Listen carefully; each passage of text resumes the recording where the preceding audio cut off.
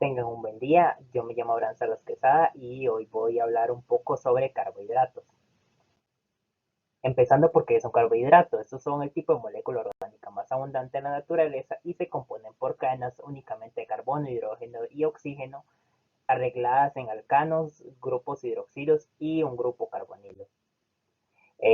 Su principal función proviene de ser el producto de almacenamiento de la energía del proceso llamado fotosíntesis.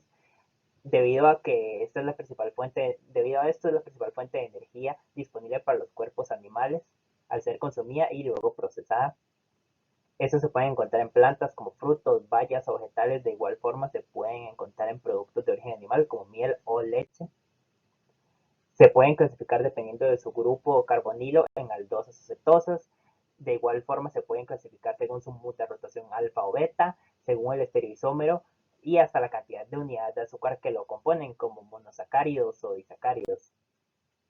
Eh, algunos, algunos ejemplos se pueden ver ahora en el estudio de caso.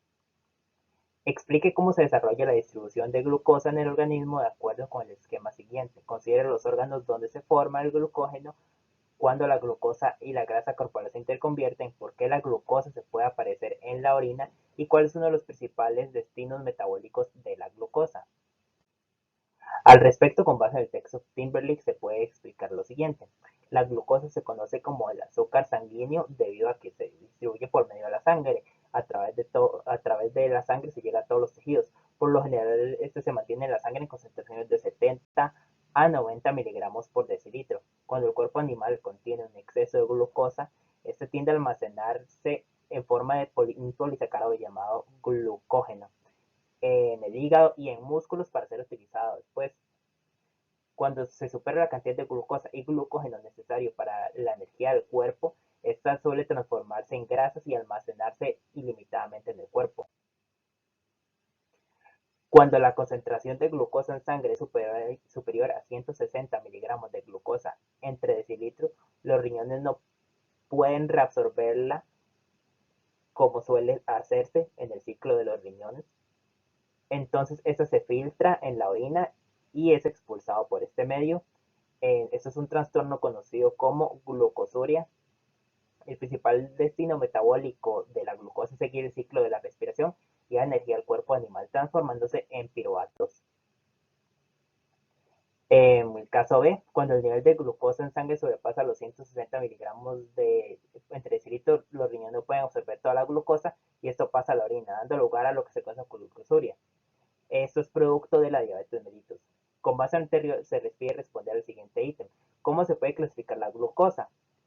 Esta se puede clasificar como una aldosa por su grupo carbonilo, como una hexosa por la cantidad de carbonos en su cadena principal, como un estereoisómero D a partir de su proyección de Fischer.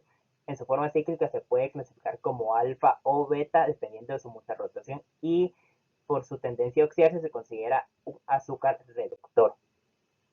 ¿Cómo se denomina la serie de reacciones químicas a las que se oxida la glucosa del cuerpo humano? Esa es la glucólisis. Es un proceso anaeróbico que se da en el citoplasma de células. Consiste en tomar una glucosa de 6 carbonos para oxidarla en una serie de reacciones que produce 2 piruvatos y 2 ATP y 2 NADH, que son moléculas energéticas para el metabolismo. ¿Qué sucede cuando la cantidad de glucosa en sangre es inferior al nivel normal? Cuando la cantidad de glucosa es inferior a lo normal, o sea, alrededor de 40 miligramos entre decilitro, se da una hipoglucemia, lo cual puede causar mareos, debilidad general y temblores musculares en la persona. Aquí se nos pide calcular conforme a los resultados de una prueba de orina el contenido de glucosa en la orina en una persona según su peso. Para esto se toma el color del resultado de ENIC, lo cual nos indica que tiene 2000 miligramos entre decilitro en su muestra. Eso se transforma en el total de miligramos. Luego se calcula cuánto corrió la persona para saber cuántos miligramos pierde en términos energéticos, o sea, 468 miligramos por 3 kilómetros. Eso se resta a los 2000 ya calculados y esto se divide entre el peso de la persona en una concentración de 21.3 miligramos en kilogramo. Con esto se puede interpretar que la persona está mostrando un caso explícito de hiperglucemia, posiblemente producto de diabetes mellitus, por lo tanto se produce una insuficiencia de insulina y se acumulan grandes proporciones de glucosa en los diferentes fluidos corporales.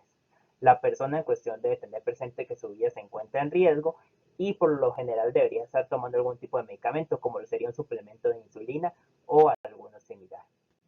Estas serían mis fuentes y esa sería la explicación. Muchísimas gracias.